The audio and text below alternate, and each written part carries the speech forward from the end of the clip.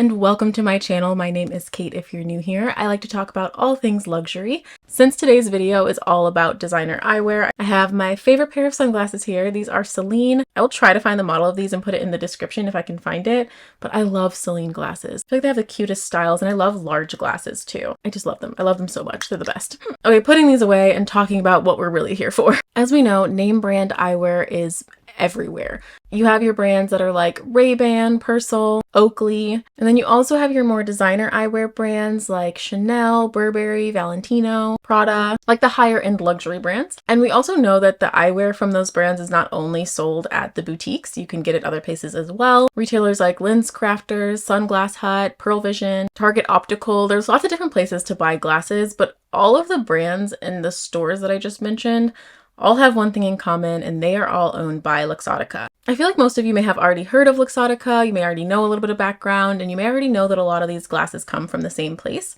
But a little bit of background on the company Luxottica. They were founded in 1961, they're headquartered in Milan, and they've been successful for a pretty long time. Back in 1990, they were listed on the New York Stock Exchange, and then in 95, they started taking over some other companies. And then in 1995, they acquired LensCrafters, which of course is a really big retailer of glasses. And then from there, things started to move really rapidly with them acquiring other brands or working with other brands to create their eyewear. Some of the brands that they started creating for shortly after are Chanel and Bulgari. I feel like I'm so conscious of saying Bulgari instead of Bulgari now that I know that that's the correct way to say it, because I want to slip back into Bulgari, but Jackie Aina said that it is Bulgari, and I refuse to call it the wrong name now. And then in 2001, they acquired Sunglass Hut, so now you have like these two really big giants, LensCrafters and Sunglass Hut.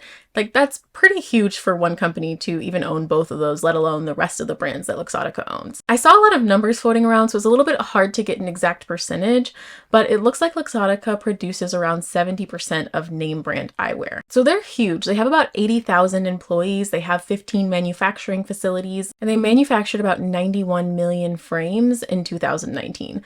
That's a lot of glasses. I think one thing that's important to talk about when it comes to Luxottica is this whole monopoly thing. I saw the word monopoly floating around a lot, and that's a big claim, you know, like monopoly is not something to be joked around with. Monopoly is not a game, if you will. Yeah, okay, so I wanted to dig a little bit deeper into that and see, like, are they really a monopoly? Is this something that people just say? So I did a little bit of digging. It still wasn't super clear though. But the clearest thing that I could find was around the time where Essilor and Luxottica merged. So in 2018, a company called Essilor, a French-based eyewear designer and manufacturer, merged with Luxottica, forming Essilor Luxottica, which is the company that we know today. When that merger first took place, the FTC investigated concerns about the merger violating any antitrust laws. And in conclusion, they issued a statement saying that the evidence that they found did not support that Essilor's proposed acquisition of Luxottica violated any federal antitrust laws. And I want to read what the actual statement says so that way you can make of it what you will. It says, FTC staff extensively investigated every plausible theory and used aggressive assumptions to assess the likelihood of competitive harm. The investigation exhaustively examined information provided by a wide, deep swath of market participants, as well as the parties' own documents and data. Assessing the likely competitive effects of a proposed transaction is a fact-specific exercise that takes into account current market dynamics, which may be different in the future. Here, however, the evidence did not support a conclusion that Essilor's proposed acquisition of Luxottica may be substantially to lessen competition in violation of Section 7 of the Clayton Act. So, like, the answer to if they're a monopoly, like, not technically, but like I get where everybody's coming from calling them a monopoly, but like let's be real here, like it's not technically one, but like it has the vibes of one. It has the vibes. So you may have noticed that some of your favorite designer brands are not listed under Luxottica. Some of the brands like Louis Vuitton, Celine, Dior, Loewe, the LVMH brands. So LVMH is the parent company of a company called Telios. I specifically looked up the pronunciation of Telios. So I went through like 3 different videos of people speaking Italian, talking about the brand, and they pronounce it as Telios, and I think that I'm saying it right. But also I feel like the pronunciation in another language can be different than what you would pronounce it like in English. So I don't know, but that's what they called it. That's the best I got for you. So Telios was created in 2017 when LVMH decided to get into the eyewear business. They initially teamed up with another company called Marcolin. Also looked up how to say this one, and I think that that is correct. Marcolin held 49% stake in the company Telios. And then 5 years after they got started, LVMH ended up buying them out and taking over the whole thing. And now Telios Telios designs, manufactures, and distributes eyewear for the LVMH brands. One thing that I did see about Telios that seemed to be a pretty big deal is that they have their own manufacturing facility based out of Italy. So they make a really big deal of saying that they control the entire process. So like the creative design process to the manufacturing to the distribution, they have control over that whole process because it's their manufacturing facility. Some of the other names that Telios manufactures for are Fendi, Fenty, Givenchy, and Loewe. One of my favorite brands of eyewear is Tom Ford. Hands down, love Tom Ford eyewear.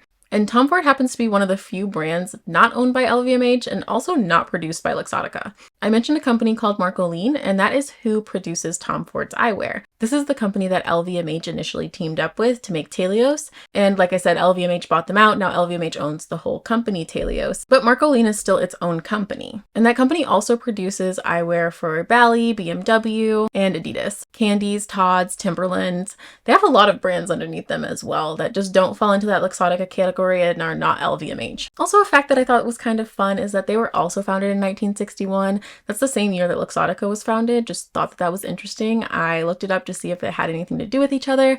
From what I can tell, it doesn't look like it does. It seems like it's totally separate. But if you find out anything else or if you know anything else, let me know because I would be interested to find out. So if you're buying designer eyewear, you're most likely going to come across one of those three companies: Luxottica, Oakley, or Telios. And for there to be so many different companies that have name brand eyewear or that have designer eyewear, three companies having a hand in that is really not that many. And like I said, most of them are covered under Luxottica in the first place.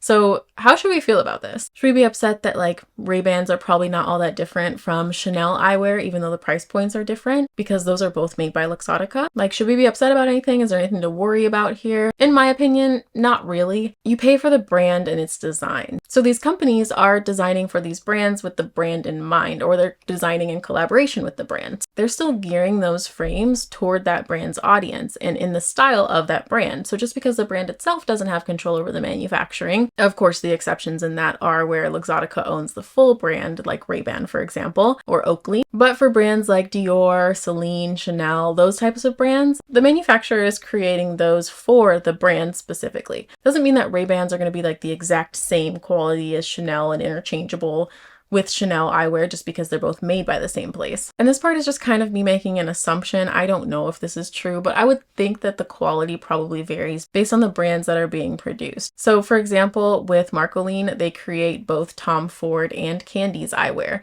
So like I would think that since Candies is at a lot lower price point, it's probably not the same quality as what they use for Tom Ford eyewear. So I would assume that there's variation between the brands that that company is producing for. It's not all the same. So we shouldn't be upset about that part. But the part that I think that people do get upset about is the Luxottica side. I've seen quite a few videos that are geared specifically toward non-Luxottica eyewear brands, which I think is interesting because I think in the luxury handbag world, it's the equivalent of like putting Chanel and Hermes on a pedestal because they're not part of LVMH. I think it's kind of the same thing. When you have somebody that's like, you know, has monopoly vibes, like I said, a lot of people don't want to support that. And a lot of people would rather go somewhere else to a more independent company and contribute directly to that brand rather than this giant, massive company that seems like they're trying to take over everything. The other reason that I think it's important to know these things is because part of being a responsible consumer is knowing where a lot of the things that you purchase come from, especially the things that are like high price items. If you're buying a pair of Chanel eyeglasses or sunglasses, they're going to be at least like $500. I think they have some eyewear that's like $350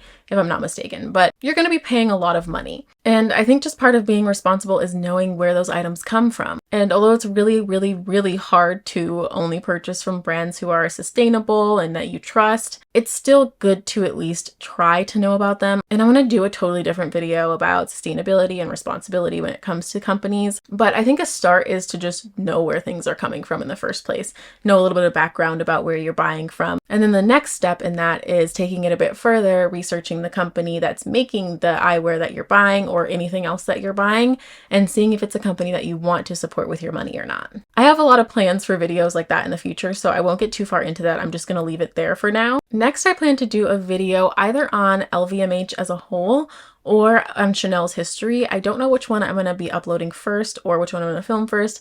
I think I will end up making both videos, but let me know if you have any input on what you want to see next. Also, if you have any other video ideas, feel free to let me know and I will try to add them to the list because I am just really motivated to film right now and do research right now. And also keep in mind, these are not things that I'm an expert on. These are things that I'm learning with you. So feel free to let me know in the comments if you are an expert and if you have anything to add. Plus, I would love to hear your opinions on designer eyewear in general. Do you feel like it's worth it? Do you feel like it's not really worth the money, or you can just buy regular eyewear and it's going to be exactly the same? I'd love to hear your opinions. If you enjoyed this video, please give it a thumbs up.